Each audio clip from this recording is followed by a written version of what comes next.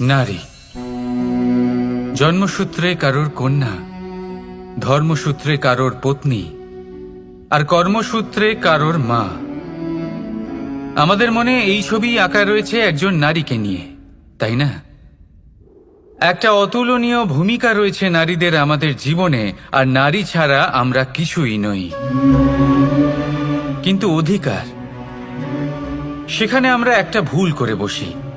যখন নারী একজন কন্যা থাকে, যখন সে জন্ম নেয়, তখন তার ওপর অধিকার থাকে তার পিতার। আর তারপর যখন বিয়ে হয়ে যায়, তখন তার অস্তিত্বের ওপর অধিকার থাকে তার স্বামীর। আর যখন তিনি মা হন, তখন নিজেই তিনি জীবনের সমস্ত অধিকার দিয়ে দেন তার সন্তানকে।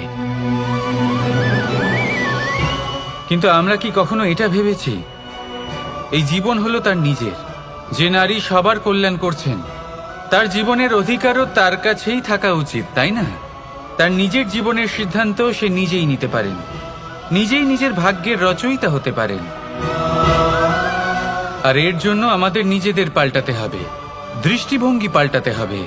কারণ এই ধারণা সেটা আজ বা কালকের ব্যাপার নয়, এটা ঘটে চলেছে বহু বছর ধরে, আর চলতেই থাকবে যদি আমরা এটা না বদলাই।